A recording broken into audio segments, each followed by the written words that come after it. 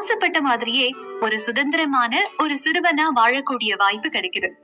ஆனா பினாக்கியோவுக்கு தெரியாத விஷயம் என்னன்னா, நிஜ வாழ்க்கையோட எல்லா பிரச்சனைகளையும் இனிமே அவன் எதிர்கொள்ளணும். அப்புறம் நேர்மறை நட்பு, குடும்பம் மூலமா கத்துக்கக்கூடிய கஷ்டமான வாழ்க்கை பாடங்களையும் எதிர்கொள்ளணும் அப்படிங்கிறது. இது எதுவுமே தெரியாம அந்த பொம்மை ஒரு மனுஷனா இருக்க ஆசைப்படுது. பினாக்கியோ மாதிரியான கிளாசிக் கதைகள், அதே நேரத்துல ரொம்பவும் பிரபலமான கதைகள், ஃபேண்டசி கதைகள், அப்புறம் மதத்தின் அடிப்படையில சொல்லக்கூடிய எடுத்துக்காட்டு கதைகள் வாழ்க்கையோட அர்த்தத்தை புரிஞ்சுக்கிறதுக்கு நமக்கு தேவையானதா இருக்கு. சாக்ரட்டிஸ் அப்புறம் அரிஸ்டாட்டில் மாதிரியான தத்துவ ஞானிகளுடைய புக்ஸ மக்கள் தேடி போய் படிக்கிறாங்க.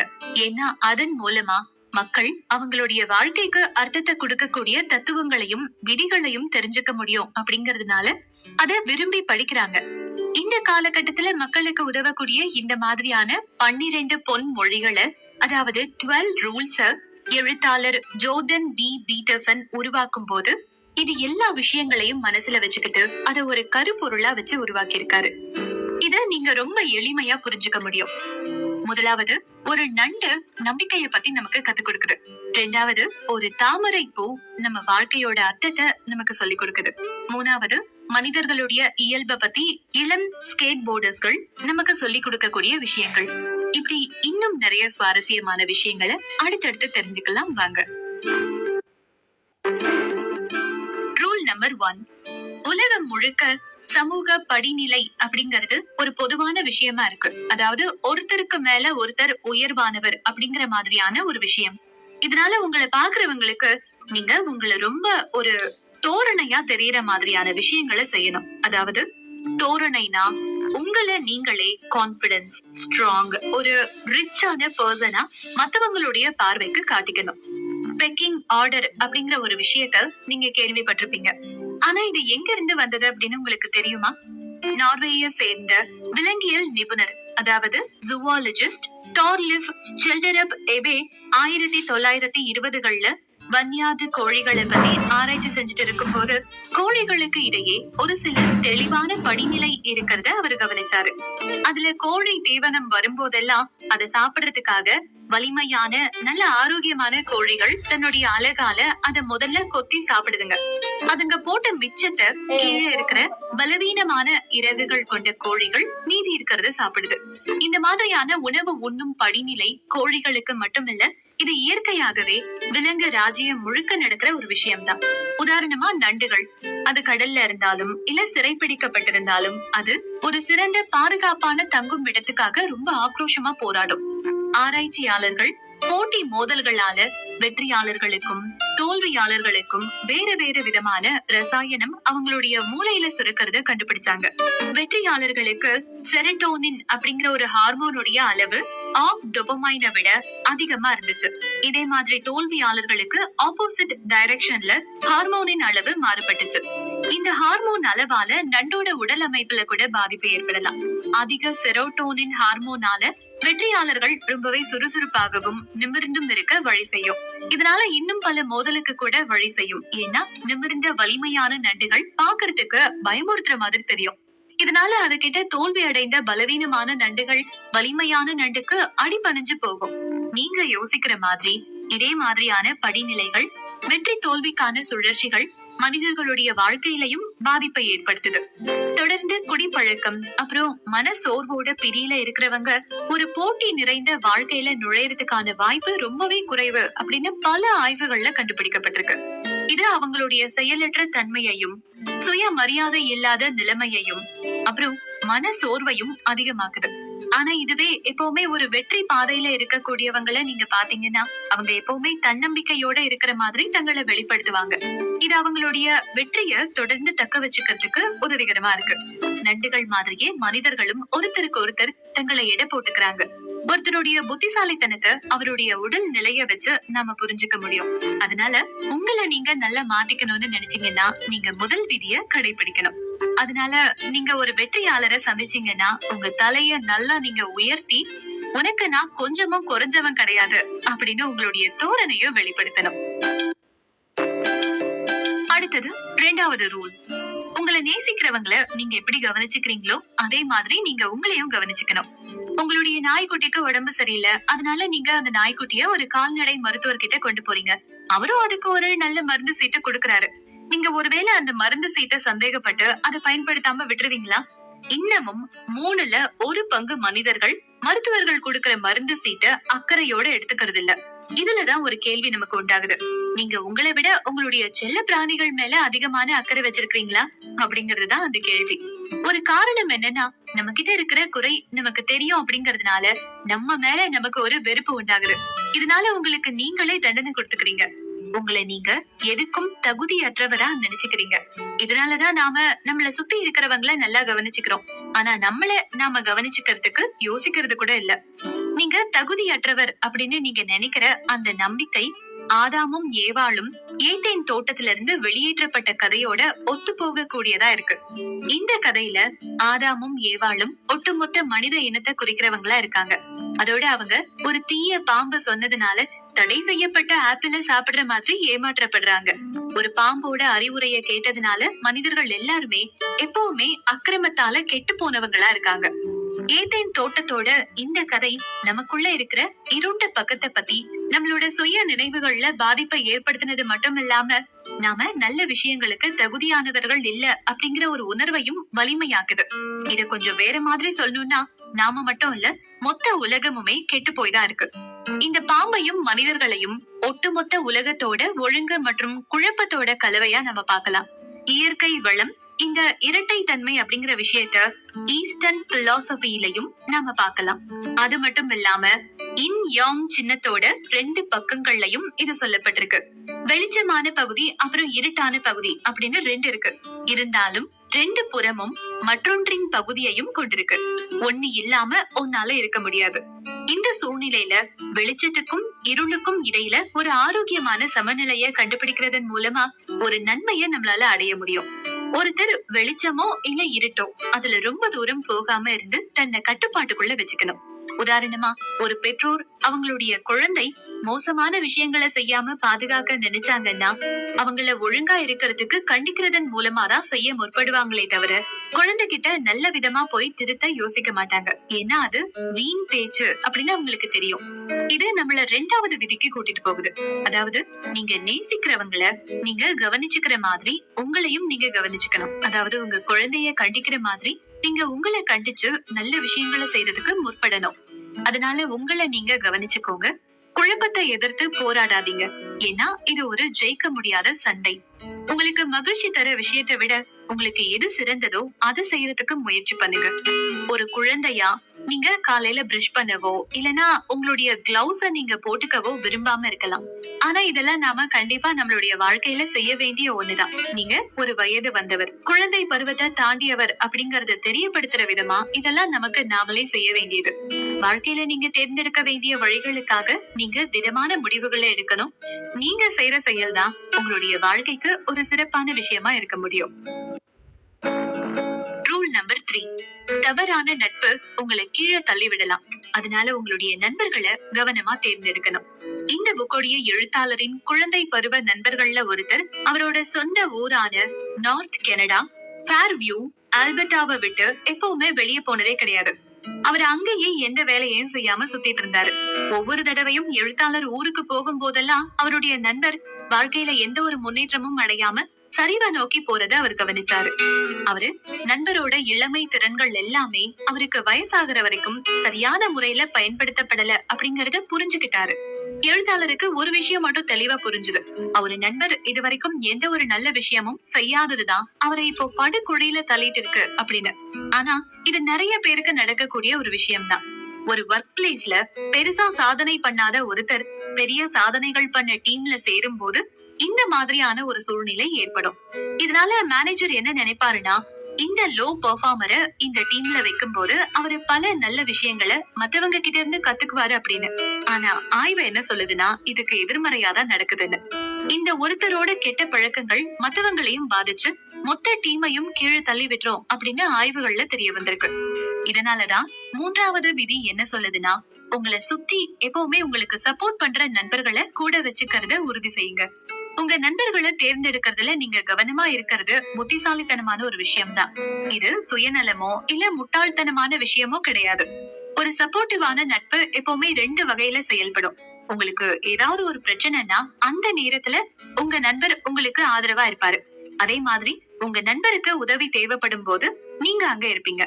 இந்த ஆற்றல் தனிப்பட்ட ஒருத்தரோட வெற்றியை ஊக்கப்படுத்தும். அதுவே ஒரு குழுவா செயல்படும் போது ஒரு மிகப்பெரிய சமூக சாதனைய அடையறதுக்கு உதவும்.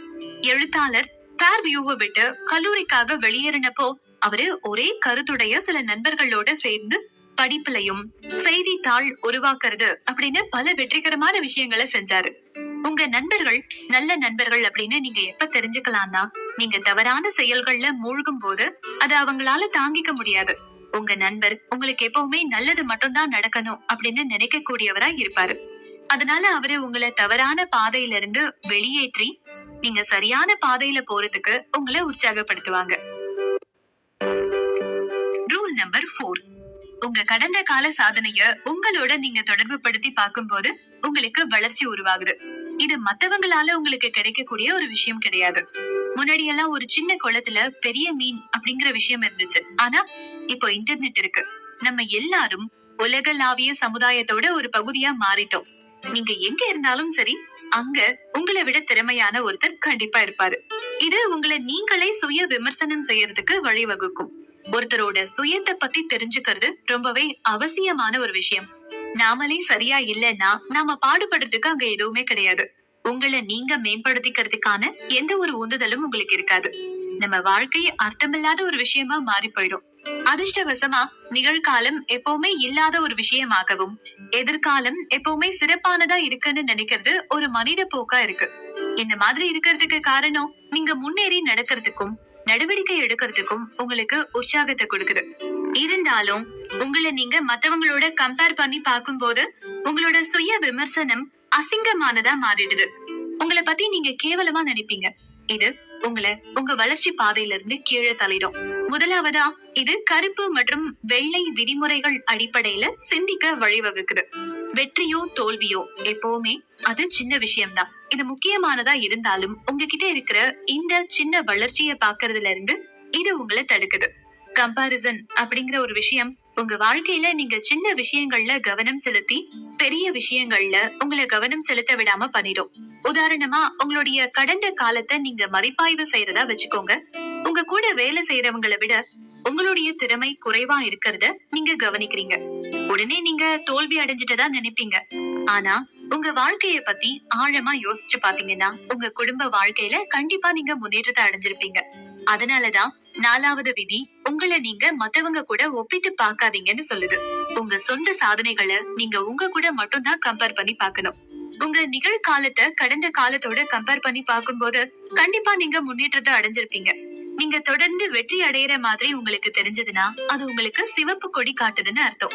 அதாவது நீங்க ரிஸ்க் எடுக்கிறதன் மூலமா பல சிறப்பான விஷயங்கள் செய்யணும் அப்படின்னும் உங்களுக்கு நீங்களே சவாலான இலக்குகளை கொடுத்துக்கிறதும் அது உங்களுக்கு அறிவுறுத்தும்.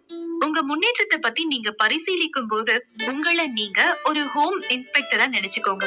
இதுக்கு அர்த்தம் என்னன்னா மேல இருந்து கீழே வரைக்கும் பார்த்து ஒவ்வொரு பிரச்சனையையும் வகைப்படுத்துறது. அந்த பிரச்சனை எப்படி உருவாச்சு அப்படிங்கறத நீங்க தெரிஞ்சுக்கணும். அது இயற்கையானது இல்ல செயற்கையானதுன்னு முத்திரை குத்துறதுக்கு முன்னாடி அந்த பிரச்சனைகளை நீங்க பட்டியலிடணும். இந்த விரிவான அணுகுமுறை உங்களை நீங்க பிஸியா வச்சிருக்க உதவி செஞ்சு மத்தவங்க மேல இருக்கிற குறைகளை கண்டுபிடிக்கிறதுல இருந்து உங்களை விலக்கி வைக்கும்.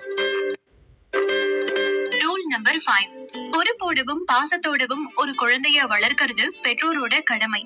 தப்பு பண்ற குழந்தைய அந்த குழந்தையோடைய பெத்தவங்க கண்டுக்காம இருக்கிறத பார்த்து நீங்க ஆச்சரியப்பட்டிருக்கலாம். அப்போ அவங்க மோசமான பெற்றோர்களா இல்ல குழந்தை அவங்க இஷ்டத்துக்கு செய்ய அனுமதிக்கிறதுனால அவங்க புத்திசாலியா? குழந்தைய வளர்க்கிற விதம் பல வருஷத்துக்கு முன்னாடி இருந்தே மாறி போயிடுச்சு. பெரும்பாலும் பழமையான இயற்கை முறை வளர்ப்ப பத்தின விவாதத்தாலையும் நம்மளோட உள்ளுணர்வுகளோட மாறுபட்ட கருத்துகளும் தான் இந்த மாற்றத்துக்கு முக்கிய காரணம். 18ஆம் நூற்றாண்டுல தத்துவ ஞானி ஜீன் ஜாக் ரூசேவா கிட்ட ஒரு மிகப்பெரிய நம்பிக்கை இருந்துச்சு. நம்ம வரலாற்றுக்கு முன்னாடி இருந்த பெரியவங்க ரொம்ப இனிமையானவர்கள், மென்மையானவர்கள். இன்னும் ஏன் அவங்க ஒரு குழந்தை மாதிரின்னு சொல்லிருக்காரு. நாகரீகம் அப்படிங்கிற பேரை சொல்லியே நம்மளோட போர் மற்றும் வன்முறை வரலாற்றையே அவங்க தப்பு சொன்னாங்க. ஆனா இப்போ எங்களுக்கே மக்கள் ஆக்கிரமிப்பு உள்ளுணர்வோட பிறந்தவங்கங்கிற உண்மைய பத்தின தெளிவான புரிதல் இருக்கு. அது மட்டும் இல்லாம கனிவான, மென்மையான, குறிப்பா நாகரீகம் தெரிஞ்ச பெரியவங்களா மாறுறது எப்படின்னு நீங்க கத்துக்கணும். எல்லாத்துக்கும் மேல ஒரு விளையாட்டு மைதானத்துல விளையாடிட்டு இருக்கிற குழந்தைங்க எப்படி கெட்டவங்களா இருக்க முடியும் அப்படிங்கறத நீங்க எப்பவுமே ஞாபகத்துல வச்சுக்கோங்க. இத பத்தி ஆசிரியர் என்ன சொல்றாருன்னு பாத்தீங்கன்னா, இயற்கையாவே ஒரு ஆக்ரோஷமான இல்லனா ஒரு மோசமான ஒரு குழந்தைய நல் வழிக்கு திருத்தி அவன் பண்றது தப்புன்னு அவனுக்கு புரிய வைக்கிறது அந்த பையனோட பெத்தவங்க பொறுப்பு. இது நம்மள 5வது விதிக்கு கூட்டிட்டு போகும். பெற்றோர்கள் குழந்தைகள் கிட்ட நண்பனை விட அதிகமா பழகணும். அவங்க பொறுப்பானவங்களா இருக்கணும். குறிப்பா அந்த குழந்தைக்கு ரொம்ப பிடிச்சவங்களாகவும் இருக்கணும். இது உண்மையாவே ஒரு சவாலா கூட இருக்கலாம். ஏன்னா எந்த குழந்தையுமே கெட்ட குழந்தை ஆகணும்னு ஆசைப்படுறது கிடையாது. ஆனா குழந்தைங்க ஆக்ரோஷமா இருப்பாங்க. ஏன்னா அவங்களுக்கு எல்லைகளை தாண்டறது அவங்களோட இயல்பான குணம். அதனால சமூகத்தோட கோடு எந்த அளவுக்கு அவங்கள சுத்தி இருக்குங்கிறத அவங்களால ஈஸியா தெரிஞ்சுக்க முடியும். அதனால அந்த கோடுகளை போடுறதுனால பெற்றோர்கள் உறுதியாவும் அதே நேரம் தீர்க்கமாகவும் இருக்கணும். இது உங்களுக்கு வேடிக்கையா தெரியலாம். ஆனா இத பத்தி கொஞ்சம் யோசிச்சு பாருங்க. ஏன்னா பாசமான புரிஞ்சுக்கிற ஒரு பெற்றோர்கள் கிட்ட இருந்து அவங்க அந்த விஷயத்த கத்துக்காம வேற வழிகள் மூலமா கத்துக்கிட்டாங்கன்னா அது நிச்சயமா குழந்தைக்கும் பெத்தவங்களுக்கும் இடையில இருக்கிற ஒரு புரிதலை காணாம போக வச்சிரும். அதனால நல்ல பெற்றோரா இருக்கிறதுக்கு 3 முக்கிய முறைகளை பத்தி இப்ப பார்க்கலாம். முதல்ல விதிகளை கம்மி பண்ணணும். ஏன்னா அதிகமா நீங்க விதிமுறைய போடுறப்போ அந்த விதிகளை எல்லாம் மீறணும்னு தோணும். இல்லனா அதனால குழந்தைங்க விரக்தி அடைய கூட வாய்ப்பு இருக்கு. அதனால தற்காப்புக்காக யாரையும் கடிக்கவோ அடிக்கவோ உதைக்கவோ கூடாதுன்ற சில அடிப்படையான விஷயங்களை முதல்ல அவங்களுக்கு சொல்லி கொடுக்கணும். 2வது குறைஞ்சபட்ச பலத்தை பயன்படுத்துறது. எப்பவுமே நாம செய்யறதோட விளைவு என்னன்னு புரிய வச்சாதான் பயனுள்ள நியாயமான ஒழுக்கத்தை அவங்க கடைபிடிப்பாங்க. அதே நேரம் தண்டனை அவங்க செஞ்ச தப்புக்கு தகுந்ததா இருக்கணும். அதாவது ஒரு குழந்தை மறுபடியும் விதிய மீறக்கூடாது அப்படிங்கறத கத்துக்க தேவையான அளவுக்கு அது கடுமையானதா இருக்கணும். சில நேரத்துல அவங்க பண்றது உங்களுக்கு ஏமாற்றத்தை கொடுத்திருக்குன்ற மாதிரியான முக பாவனைகள் மட்டுமே போதுமானதா இருக்கும். மத்த நேரத்துல வீடியோ கேம ஒரு வாரத்துக்கு விளையாட கூடாதுன்ற மாதிரியான தண்டனையை கொடுக்கலாம். 3வது ஜோடியா எல்லா விஷயத்தையும் பண்றது. குழந்தைங்க ரொம்ப புத்திசாலி. அவங்க ஒரு பெற்றோருக்கு எதிராகவும் மத்தவங்களுக்கு எதிராகவும் விளையாடுறதன் மூலமா அவங்களுடைய வழிய கண்டுபிடிக்க முயற்சி பண்ணுவாங்க. அதனால ஒரு ஒருங்கிணைந்த முன்னணி ரொம்பவே முக்கியமானது. எல்லா பெற்றோருமே தப்பு பண்றாங்க. ஆனா உங்களுக்கு ஆதரவா ஒரு பங்குதாரர் இருந்தா அந்த தப்பை நீங்க கவனிக்கவும் திருத்தவும் நினைப்பீங்க. Rule number 6. இந்த உலகம் அநியாயத்தால நிரம்பி இருக்கு. ஆனா நம்மளோட வாழ்க்கையில நம்ம மத்தவங்களை குறை சொல்லக்கூடாது. வார்த்தைய குறைக்கிறதுல எந்த அர்த்தமும் இல்ல. உலகம் சவால்கள் மற்றும் கஷ்டங்கள் நிறைஞ்சுதான் இருக்கு. ஆனா இது ஒரு விரக்திக்கு காரணம் கிடையாது. ஆனாலும் கூட பல யுகங்களாகவே பல பேர் வாழ்க்கைய கொடூரமானதாகவும் நியாயமில்லாத ஒன்னாகவும் பார்த்திருக்காங்க. கடுமையான பதில்கள் நியாயப்படுத்தப்படுது. ரஷ்ய எழுத்தாளர் லியோ டால்ஸ்டாய் இத ரொம்பவும் அபத்தமான அநியாயமா அவர் பார்த்தாரு. அவரு 4 சரியான பதில்களை மட்டும்தான் பரிந்துரை செஞ்சிருக்காரு. குழந்தை மாதிரியான அறியாமை, இன்பம், தற்கொலை. அடுத்து எல்லாத்தையும் மீறி போராடுறது. டால்ஸ்டாய் இந்த நிலைகளை அவரோட ஒப்புதல் வாக்குமூலம் கட்டுரையில பகுப்பாய்வு செஞ்சு ரொம்ப நேர்மையான ஒரு பதிலா தற்கொலைன்னு முடிவு பண்ணாரு. அதே நேரத்துல போராடுறது பொருத்தமான ஒரு நடவடிக்கை எடுக்க முடியாத பலவீனத்தோட அறிகுறின்னு சொல்றாரு. மத்த எல்லாருமே இதே பாணியில தான் பதிலளிச்சிருக்காங்க. ஆனா சாண்டி ஹூக், கொலம்பைன் ஸ்கூல், துப்பாக்கி சூடு மாதிரியான கொலை, தற்கொலைகள் மாதிரியான செயல்கள்ல தங்களோட உயிரை சேர்த்து மத்தவங்களோட உயிரையும் எடுக்க முடிவு பண்றாங்க. ஜூன் 2016 அமெரிக்கால நடந்த 1260 நாட்கள்ல 1000 துப்பாக்கி சூடு சம்பவங்கள் நடந்திருக்கு. இதுக்கு முன்னாடியே யாரோ 4 இல்லனா அதுக்கும் மேல உள்ளவங்களை கொன்னிருக்காங்க. பல சந்தர்ப்பத்துல தங்களை தாங்களே சுட்டு கொண்டிருக்காங்க. ஆனா டால்ஸ்டாய் சொல்றது என்னன்னா, உலகத்தை பத்தின இருண்ட கண்ணோட்டம் இருந்தாலும் நீங்க எவ்வளவு கஷ்டத்தை அனுபவிச்சாலும் இல்ல எவ்வளவு மோசமான அநியாயமான வாழ்க்கைய நீங்க பார்த்தாலும் நீங்க உலகத்தை குறை சொல்லக்கூடாது. இது வாழ்க்கைக்கான 6வது விதியோட சாராம்சம். இது உலகத்தை சரி பண்றதுக்கு முன்னாடி உங்க சொந்த வாழ்க்கைக்கு நீங்க முழு பொறுப்பேற்கணும்னு சொல்லுது. அலெக்சாண்டர் சால்ஜனிட்சன் அப்படிங்கிற இன்னொரு ரஷ்ய எழுத்தாளர் இருக்காரு. அவரு வாழ்க்கையோட கஷ்டத்தை நிராகரிக்க முடியும்னு நம்புறாரு. அது உங்களுக்கு கொடூரமா இருந்தாலும் கூட முடியும்னு நினைச்சாரு. இரண்டாம் உலக போறப்போ நாஜிக்களுக்கு எதிரா போராடின கம்யூனிஸ்டுகள்ல அவரும் ஒருத்தர். அவரோட சேவை அதுல இருந்தப்பவும் கூட போருக்கு பின்னாடி அவரோட சொந்த அரசாலேயே சிறையில அடைக்கப்பட்டாரு. ரஷ்ய குலாக்ல அவருடைய வாழ்க்கை போதுமானதா இல்ல. தண்டனைய அனுபவிக்கிறப்போ அவருக்கு புற்றுநோய் இருக்கிறத கண்டுபிடிச்சாரு. ஆனா இது எல்லாத்தையும் தாண்டி சோல்ஜெட்சன் அவருடைய வாழ்க்கையில இந்த உலகத்தை குறை சொல்லவே இல்ல. அவரை சிறையில அடைச்ச கம்யூனிஸ்ட் கட்சிய ஆதரிக்கிறதுல அவரோட பங்கை ஏத்துக்கிட்டாரு. அதுவும் போக அவருக்கு கிடைச்ச நேரத்துல உலகத்துக்கு நல்ல அர்த்தமுள்ள கருத்தை சொல்லணும்னு அந்த பங்களிப்பையும் ஏத்துக்கிட்டாரு. அவர் செஞ்சதுல குலாக் தீவு கூட்டம் அப்படிங்கிற புத்தகத்தை எழுதினதும் அடங்கும். இது ஒரு வரலாற்றையே கொடுத்துச்சு. அதோட அவரு நேர்ல பார்த்த சோவியத் முகாம்களை பத்தின மோசமான குற்றச்சாட்டு. உலகத்துல இருந்த எல்லா அறிவார்ந்த வட்டத்திலையும் ஸ்டாலினோட கம்யூனிஸ்டோட முத்திரை நீடித்த ஆதரவை வாரி வழங்கினதுனால அந்த புத்தகம் முக்கிய பங்கு வகிச்சது. Rule number 7. தியாகம் ஒரு அர்த்தமுள்ள செயலா இருக்கலாம். உடனடி இன்பத்துக்கு நாம அர்த்தத்தை தேட வேண்டாம். குக்கி ஜாடியில கையோட சிக்கின குரங்கு கதைய நீங்க கேள்விப்பட்டிருக்கீங்களா? கதைப்படி ஒரு திறந்த ஜாடிக்குள்ள ஒரு பிஸ்கெட் இருந்துச்சு. குரங்கோட கை உள்ள நுழையிற அளவுக்கு அந்த ஜாடியோட திறப்பு நல்ல பெருசாவும் இருந்துச்சு. ஆனா அந்த பிஸ்கெட்டோட மறுபடியும் அது கையை எடுக்க அதோட முஷ்டி போதுமானதா இல்ல. இப்போ அது பிஸ்கெட்டை எடுக்க நினைச்சா கண்டிப்பா அதோட கை அந்த ஜாடியில மாட்டிக்கும். பேராசைக்கு நிச்சயமா ஒரு வேலை இருக்கு அப்படிங்கறதுதான் இங்க இருக்கிற தார்மீக கொள்கை. அந்த பிஸ்கெட்டை விட மனசு இல்லாததுனால அந்த குரங்கோட கை அந்த ஜாடிக்குள்ள மாட்டிக்கிச்சு. இது மனித நடத்தையில இருந்து எவ்வளவு வித்தியாசமானதா இருக்கு. எத்தனை பேர் ஒவ்வொரு நாளும் அவங்களோட நலனுக்காக இல்லாத இன்பங்களை தேடுறாங்க. அதோட எத்தனை பேர் அவங்களோட சுயநலத்தால தியாகம் செய்ய தயாரா இல்ல. உலகத்தை விரக்தியோட குழியா பாக்குறதோட பக்க விளைவுகள்ல ஒண்ணுதான் உடனடி இன்பங்களை அடிப்படையா வச்சிருக்கிற வாழ்க்கைய நியாயப்படுத்துறத இது ரொம்பவே எளிதாக்குது. இது அதை தாங்கக்கூடியதாகவும் மாற்றும். அது மட்டும் இல்லாம அது உங்களுக்கு மகிழ்ச்சிய கொடுத்துச்சுன்னா அது மோசமானதா இருக்க முடியாது இல்லையா?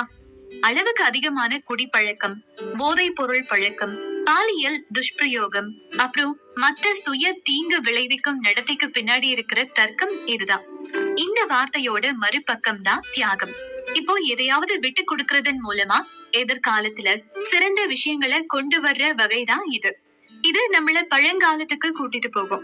அங்க பழங்குடியினர் குளிர்காலத்துல வேட்டையாடவோ இல்ல விவசாயம் செய்யவோ முடியாத சமூகத்துல உள்ளவங்களுக்கு உதவுறதுக்காக அவங்க தயாரிக்கிற உணவுகளை ஒதுக்கி வைப்பாங்க. இது பைபிள்ல அதிகமா குறிப்பிடப்படுற மற்றொரு தலைப்பு. கடவுள் ஆதாமையும் ஏவாளையும் சொர்க்கத்துல இருந்து வெளியில அனுப்புறப்ப ஒவ்வொருத்தரும் எதிர்கொள்ள வேண்டிய கஷ்டமான கொடூரமான வாழ்க்கைக்கு அவங்களோட பாவம் தான் காரணமா இருக்குன்னு தெளிவாகி இருக்கும். எப்படினாலும் வாழ்க்கையில இப்போ துன்பமா தெரிஞ்சாலும் நாம தியாகம் செய்யணும். இதன் மூலமா பிற்கால வாழ்க்கையில மகிழ்ச்சிய நிச்சயமா நம்மளால அனுபவிக்க முடியும். இது 7வது விதிக்கு நம்மள கூட்டிட்டு வருது. உடனடி திருப்திக்கு அர்த்தமான இலக்குகளை தேடுங்க. இப்போ ஒரு சின்ன கருத்தை பார்க்கலாம். பெரும்பாலான மக்கள் இதை ஏற்கனவே செய்யற ஒரு விஷயம்னு கூட நீங்க நினைக்கலாம். எல்லாத்துக்குமே மேல வேலைக்கு போறதுக்கு நம்ம நேரத்தை தியாகம் பண்றோம். அங்க நம்மளோட நேரம் ரொம்ப கஷ்டமானதா இருக்கு. ஆனா எல்லாத்துக்கும் அப்புறம் நாம விடுமுறை எடுத்துக்கலாம். இல்லனா கோடை காலத்துல கடற்கரை மணல்ல உட்கார்ந்து ஓய்வெடுக்கலாம். ஆனா இது உங்களோட தனிப்பட்ட ஆதாயத்துக்காக தியாகம் செய்யறத தாண்டின விஷயமும் இருக்கு. பெரிய நன்மைக்காக நாம செய்யற பெரிய மற்றும் சிறிய விஷயங்கள் இருக்கு. அதுலயும் பெரிய தியாகம் அது அதிகமான பலனை நமக்கு கொடுக்கும். தாமரை பூவை பத்தி யோசிக்க இது நமக்கு உதவும். ஒரு ஏரியோட அடிப்பகுதியில அதோடைய வாழ்க்கை ஆரம்பிக்குது. அப்படியே அது தண்ணீரோட மேற்பரப்ப உடைச்சு சூரிய ஒளி பட்டு பூக்கிற வரைக்கும் இருட்டுக்குள்ள இருந்து கொஞ்சம் கொஞ்சமா தப்பிச்சு வெளியே வருது. இன்னும் இத வேற மாதிரி சொல்லணும்னா, எதையாவது இறுக்கமா பிடிச்சுக்கிட்டு உங்க இலக்கை அடையறதுக்காக தியாகம் செய்ய தயாரா இருங்க. நீங்க அதுக்கான வெகுமதிய கண்டிப்பா ஒரு நாள் அடைவீங்க. Rule number 8. பொய் சுய ஏமாற்றத்துக்கான ஒரு பொதுவான கருவி. ஆனா நாம உண்மையா வாழ முயற்சி பண்ணணும். ஜெர்மன் தத்துவ ஞானி ஃப்ரெட்ரிக் நீட்சே ஒரு நபரோட ஆத்ம பலன் அவங்களால எவ்வளவு பொறுத்துக்க முடியுங்கிறத அடிப்படையா வச்சு அளவிட முடியும்னு நம்பினாரு. நம்ம கலாச்சாரத்துல உண்மை பெரும்பாலும் மதிப்புமிக்க ஒரு விஷயமா கருதப்பட்டாலும் நாம எப்பவாவது பொய்யையும் சொல்லத்தான் செய்றோம். நமக்கும் மத்தவங்களுக்கும் பொய் சொல்றதுக்கான முக்கிய காரணங்கள்ல ஒண்ணு நாம ஆசைப்படுறத அடையறதுதான். ஆஸ்திரேலிய உளவியலாளர் ஆல்பிரட் அட்லர் இந்த வாழ்க்கைய பொய்கள் அப்படின்னு சொன்னாரு. அது மட்டும் இல்லாம பொய்கள் மோசமா சிந்திக்கப்பட்ட ஒரு இலக்க ரொம்ப யதார்த்தமா மாத்த நாம செய்யற மற்றும் சொல்ற செயலா வகைப்படுத்தப்படுது. எடுத்துக்காட்டா மெக்சிகோல இருக்கிற ஒரு கடற்கரையில அளவுக்கு அதிகமான மார்கரிட்டா சப்ளையோட உங்க ஓய்வூதியம் கிடைக்கிறதா கற்பனை பண்ணி பாருங்க. இந்த மாதிரியான இலக்கு ரொம்ப கவர்ச்சிகரமானதா இருக்கலாம். அது சாத்தியம்னு நினைச்சு உங்களை நீங்களே ஏமாத்திப்பீங்க. நீங்க சூரியன், மணல், அப்புறம் ஆல்கஹால் இது எல்லாத்துக்கும் ஒரு ஒவ்வாமைய உருவாக்கலாம். ஆனா இந்த சரியான திட்டத்தை பத்தி உங்களுக்குள்ளேயே நீங்க நிறைய பொய் சொல்லலாம். இது உண்மையாவே ஒரு திட்டமா இல்லனா கூட அத நீங்க நடைமுறைப்படுத்துறதுக்கான எந்த ஒரு உறுதியான படியையும் நீங்க பார்க்கல. இந்த மாதிரியான மாயைகள் நாம தெரிஞ்சுக்க வேண்டிய நிறைய விஷயங்களை நமக்கு ஏற்கனவே தெரியும்னு நம்மள முட்டாளாக்குது. குறிப்பா இது முட்டாள்தனமான முன்னோக்குன்னு சொல்லலாம். ஏன்னா இது கற்கவும் வளரவும் விடாம நம்மளோட ஆசையோட நிறுத்திடுது. ஆனா மோசமான குறிப்பா தீய ஒரு பொய்யான வாழ்க்கைய வாழறப்போ உண்மையா அடையாளம் காண விரும்பாத விஷயங்கள் நடக்கலாம். ஜான் மில்டனோட காவிய கதையில பாராடைஸ் லாஸ்ட் லூசிபர் ஒரு நியாயமான பாத்திரமா சித்தரிக்கப்படுது. ஆனாலும் அவரோட திறமையால ஈர்க்கப்படுறாரு. அதனால கடவுளோட இறுதி உண்மைய சவால் செய்ய துணிஞ்சதுக்காக அவரும் அவரை பின்பற்றுறவங்களும் பரலோகத்திலிருந்து வெளியேற்றப்படுறாங்க. இது 8வது விதிக்கு நம்மள கூட்டிட்டு போகும். பொய் சொல்றத நிறுத்திட்டு உண்மையா இருங்க. உங்க லட்சிய இலக்குகள் எதையுமே நீங்க விட வேண்டிய அவசியம் இல்ல. ஆனா உங்களோட இலக்குகள் யதார்த்தமானதாகவும் உண்மைய பிரதிபலிக்கிற வகையிலையும் இருக்கணும். அதனால உங்க புரிதலும் உலக கண்ணோட்டமும் மாறுறப்போ உங்க இலக்குகளும் மாறித்தான் ஆகணும். உங்க வாழ்க்கை தடம் புரண்டு இருந்துச்சுன்னா நீங்க இப்போ நம்பிட்டு இருக்கிற உண்மைய சவால் செய்ய வேண்டிய நேரமா இருக்கலாம். நீங்க பலவீனமாகவோ இல்ல நிராகரிக்கப்பட்ட பயனில்லாத மாதிரி உணர்றீங்கன்னா உங்களோட தனிப்பட்ட உண்மைய மறுபடியும் கண்டுபிடிக்க முயற்சி பண்ணுங்க. இதன் மூலமா நீங்க சரியான பாதைக்கு திரும்ப முடியும். Rule number 9. உரையாடல்கள் கத்துக்கிறதுக்கும் வளர்றதுக்கும் ஒரு வாய்ப்பா இருக்குமே தவிர போட்டிக்கு இல்ல. அவர் இறந்து ஆயிரக்கணக்கான வருஷம் ஆனதுக்கு அப்புறமாவும் கூட பண்டைய தத்துவ ஞானி சாக்ரட்டிஸ் இதுவரைக்கும் வாழ்ந்த புத்திசாலிகள்ல முக்கியமான ஒருத்தரா பார்க்கப்படுறாரு. இது ஒரு காரணம். அவர் உறுதியா நம்பின ஒரு விஷயம் அவருக்கு எதுவுமே தெரியாது அப்படிங்கறதுதான். இது அவரோட உரையாடல்கள்ல உந்து சக்தியாகவும் கத்துக்கிற விதத்துல அவரோட திறந்த மனப்பான்மையாகவும் இருந்திருக்கு. நீங்க உண்மையா ஒரு உரையாடல்ல ஈடுபடுறப்போ அது உங்க சிந்தனைக்கு ஏத்த செயலா இருக்கணும்.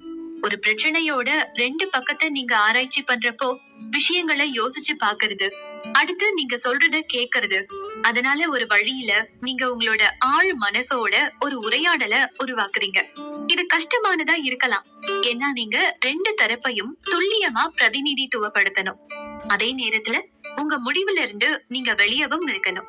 மக்கள் ஒருத்தருக்கு ஒருத்தர் பேசுறதுக்கு இது ஒரு முக்கிய காரணம். அதனால அவங்க ஒரு பிரச்சனையில 2 பக்கத்தையும் முன்னாடி வச்சு முடிவுக்கு வர முடியும். குழந்தைங்க கூட இத பண்ணுவாங்க.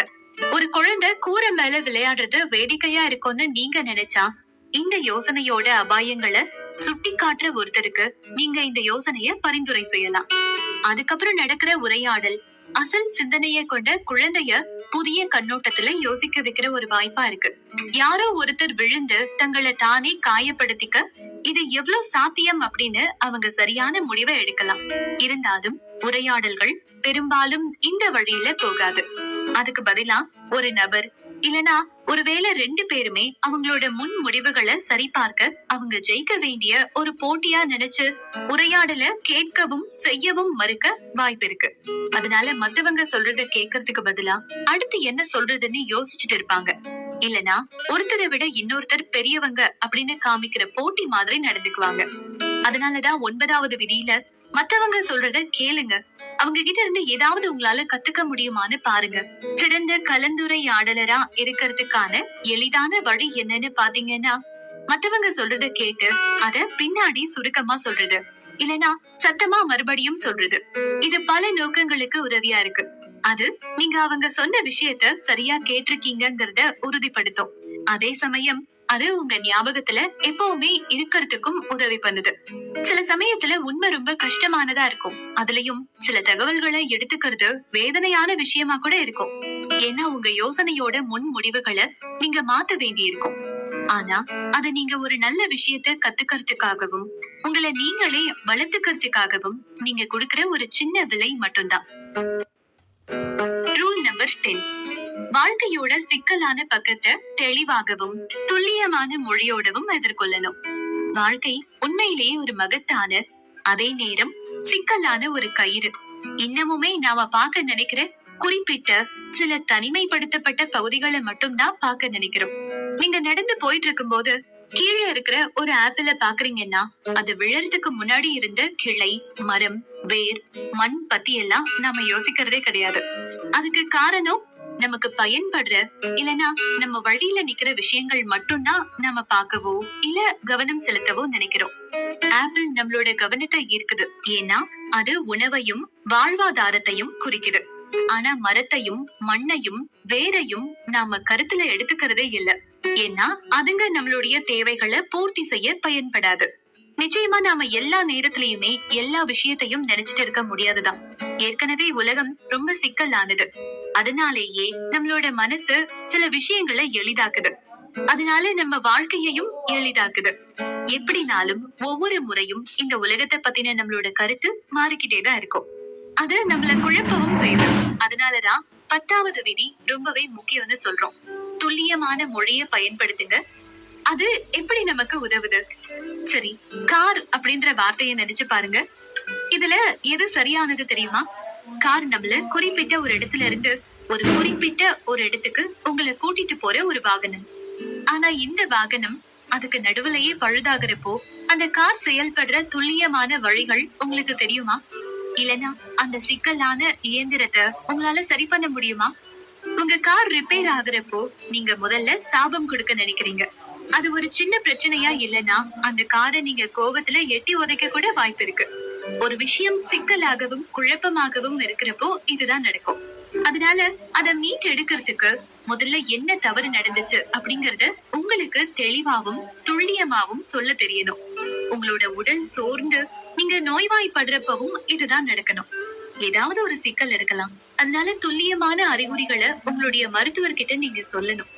உங்களுக்கு வயிறு வலிக்குதா, இல்ல அது ஒரு காய்ச்சலா, நீங்க ஏதாவது சாப்பிட்டதுக்கு அப்புறமா தான் இந்த பிரச்சனை உங்களுக்கு ஆரம்பிச்சுதா, அது என்னங்கிறதுல உங்களுக்கு ஒரு தெளிவு இருக்கிறப்போ உங்களால அதுல இருந்து சீக்கிரமா வெளிவர முடியும். அதுக்கான நடவடிக்கைய சரியா எடுக்கலாம். துல்லியமான மொழி உங்க உறவுகளை நல்லபடியா வச்சுக்க உதவும். உங்க பார்ட்னர் உங்களை தொல்லை பண்ற அளவுக்கு நீங்க ஏதாவது பண்ணீங்களா? எந்த அளவுக்கு நீங்க அவர் கூட நேர்மையாவும் துல்லியமாவும் இருக்கீங்களோ அந்த அளவுக்கு உங்களுடைய வாழ்க்கையும் எளிதானதா இருக்கும். Rule number 11. தீய மற்றும் அடக்குமுறை மனிதர்கள் இருக்காங்க. ஆனா மனித இயல்பை அடக்கிறத நாம தவிர்க்கணும். ஜார்ஜ் ஆர்வெல்லின் தி ரோட் டு விகன்பியர் புக்ல அந்த எழுத்தாளர் சோசியலிசம், அப்புறம் இங்கிலாந்து பாதுகாவலர், சுரங்க தொழிலாளர்கள் அவங்க எதிர்கொள்ளும் கடுமையான நிலைமைகள் மீதான அனுதாபத்தால அவர் அதை எழுதல. அதுல பணக்காரர்களும் சக்தி வாய்ந்தவங்க காட்டுற வெறுப்பும் தான் அதுக்கு காரணம்னு சொல்லிருப்பாரு. இன்னைக்கு ஆணாதிக்கம்னு சொல்லப்படுற ஆண் ஆதிக்க தலைமைக்கு இந்த மாதிரியான அணுகுமுறைகள் இருக்குன்னு சொல்லியிருக்காரு. ஆணாதிக்கத்துக்கு மேல இருக்கிற இந்த வெறுப்புக்கு முக்கிய ஆதாரமா சொல்லப்படுற மார்க்சிசத்தை அடிப்படையா வச்சிருக்கிற பிராங்க்ஃபர்ட் ஸ்கூல் மேக்ஸ் ஹார்க்ஹைமர் தான். அவரை விமர்சன கோட்பாடுன்னு கூட கூப்பிடுவாங்க. கல்வியும் அறிவு ஜீவியும் சமூக மாற்றத்துல கவனம் செலுத்தணும் அப்படின்னும், பெண்களை மேம்படுத்துறதுக்கு பதிலா கலாச்சாரத்தோட பேரு சொல்லி சமூகத்துல சுத்திட்டு இருக்கிற அடக்குமுறையாளர்களை, அதாவது ஆளும் ஆண்களை எதிர்த்து போராடி அந்த குணத்தை அழிக்கணும்னு நினைச்சாரு. இன்னைக்கு உலகெங்கிலும் இருக்கிற மனித நேய படிப்புகள்ல பரிந்துரைக்கப்பட்ட அரசியல் நடவடிக்கை எதுன்னு பாத்தீங்கன்னா நம்மளோட ஆடம்பர கலாச்சாரத்தை அகற்றணும் அப்படிங்கறதுதான். எல்லாத்தையும் சரி செய்யறதையோ இல்ல உருவாக்குறதையோ விட அழிக்கிறத பத்தினது. அது போக அந்த ஆசிரியர் கூற்றுப்படி இது அதிகப்படியான கடுமையான, குறிப்பா குறுகிய பார்வை இருக்கிற ஒரு ஆண் நடத்தை மேல நமக்கு ஒரு கோபத்தை ஏற்படுத்துச்சுன்னு சொல்லலாம்.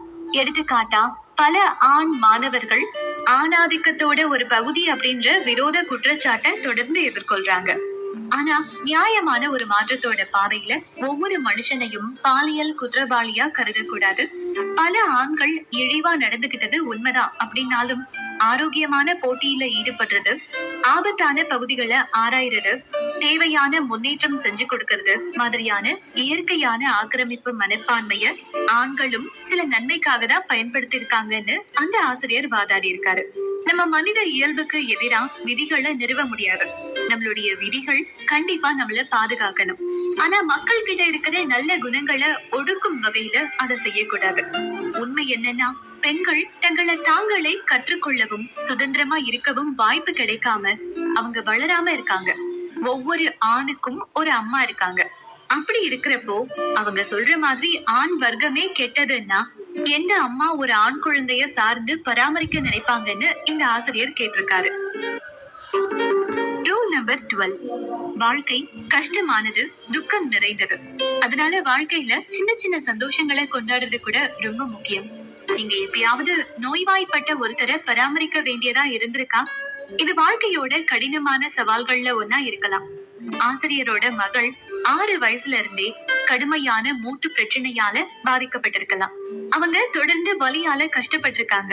அடிக்கடி ஊசி மற்றும் மூட்டு மாற்று அறுவை சிகிச்சைகள் எல்லாம் தேவையா இருந்துச்சு. இந்த சூழ்நிலையில உங்களுக்கு இப்படி ஒரு மக இருந்தா அந்த வாழ்க்கை நியாயமில்லாத ஒன்னா இருக்குன்னு நீங்க நினைக்கலாம். ஆனா வலி, துன்பம், அப்புறம் துக்கத்தோட இருண்ட பகுதிகள் தான் நல்ல தருணத்துக்கான மதிப்பை நாம தெரிஞ்சுக்கிறதுக்கு உதவியா இருக்கும். சூப்பர்மேனை பாருங்க. இந்த கதாபாத்திரம் முதல்ல அறிமுகப்படுத்தப்பட்டப்போ அவரு ரொம்பவே பிரபலமானவரா மாறினாரு. ஆனா அதுக்கப்புறம் காமிக் புத்தக எழுத்தாளர்களும் அவரு கிட்டத்தட்ட ஜெயிக்கவே முடியாத அளவுக்கு அதிகாரத்தை அவருக்கு கொடுத்தாங்க. இயற்கையாகவே வாசகர்கள் நாளாக நாளாக அதுல சலிப்படைய ஆரம்பிச்சாங்க. ஆபத்து இல்லைன்னா சூப்பர்மேனோட வெற்றிகள் ஒண்ணுமே இல்ல. அதே மாதிரிதான் நம்ம கஷ்டங்களையும் துயரங்களையும் கடந்து போராட தேவையில்லைன்னா நல்ல தருணங்கள் அர்த்தமில்லாத ஒன்னாகிடும். அதனாலதான் விதி 12ஐயும் பின்பற்ற வேண்டியது ரொம்பவே முக்கியம். வாழ்க்கை நமக்கு கொடுக்கிற சின்ன மகிழ்ச்சிகள்ல இருக்கிற சிறந்த விஷயங்களை எடுத்துக்கோங்க. இந்த விதிகளை பின்பற்றுவதன் மூலமா நீங்க வாழ்க்கைய அது போக்குல வாழ ஆரம்பிச்சிருவீங்க. உங்க வழியில வர ஒவ்வொரு நல்ல விஷயத்தையும் நீங்க பாராட்டுவீங்க. கஷ்டமான நேரங்கள் அதிகமானாலும் கூட நீங்க நிச்சயமா அதுல இருந்து வெளியே வர முடியும்னு நம்புவீங்க. பல வருஷ வலி மற்றும் கஷ்டத்துக்கு அப்புறமா அந்த ஆசிரியரோட மகள் ஒரு பிசியோதெரபிஸ்ட சந்திச்சாங்க. அந்த மருத்துவர் அவங்களோட வலிய ஓரளவுக்கு குறைக்க அவங்களுக்கு உதவி பண்ணாங்க. நீங்க நடைபாதையில நடந்து போயிட்டு இருக்கீங்க. அப்போ ஒரு பூனை குறுக்க வர்றத தடுக்கிறதுக்கும் அதையே நீங்க செல்லமா வளர்க்கறதுக்கும் இருக்கிற வித்தியாசத்தை புரிஞ்சுக்கோங்க. உங்களோட நேரத்தை நீங்க எதுக்கு செலவு பண்றீங்க அப்படிங்கறதுதான் இங்க விஷயம். குழப்பம் இல்லாம தீர்வு கிடைக்காதுங்கிற மாதிரி இரவோட இருள் இல்லாம பகல் இல்லைங்கிறத ஞாபகத்துல வச்சுக்கோங்க. வாழ்க்கையில துன்பம் உண்டு. ஆனா அதுவே நம்ம விடாமுயற்சிய அதிகப்படுத்துறதோட சேர்ந்து சில அமைதியான தருணங்களையும் நமக்கு கொடுக்கும். இறுதி சுருக்கம். வாழ்க்கைய வழிநடத்துறது அப்படிங்கிறது சோதனைகள் அப்புறம் இன்னல்கள் நிறைஞ்ச ஒரு நிலையான போராட்டம். அதுவும் போக வாழ்க்கையில இதுதான் நடக்கணும்னு உத்தரவாதம் சொன்னா கண்டிப்பா அதுக்குள்ளயும் சில பிரச்சனைகள் இருக்கும். ஆனா இந்த தருணங்கள் எல்லாம் கொஞ்சம் கஷ்டத்தை கொடுத்தாலும் அதுக்குள்ள இருக்கிற அழகையும் மகிழ்ச்சியையும் நாம பார்க்கலாம். உங்களால முடிஞ்சதை செய்ய முடியும். நேர்மையாவும் உண்மையாவும் இருங்க. சுயநலமாகவும் தற்பெருமையோடவும் இருக்கிறத தவிர்க்க முயற்சி பண்ணுங்க. உங்க வாழ்க்கையோட சொந்த பொறுப்பை நீங்க எடுத்துக்கிறது ரொம்பவே முக்கியம். அடுத்து உங்களோட குறைபாட்டுக்கு உலகத்தையோ மத்தவங்களையோ குறை சொல்லாதீங்க. கடைசியா நீங்க மட்டும்தான் உங்க வாழ்க்கைய மேம்படுத்த முடியும்.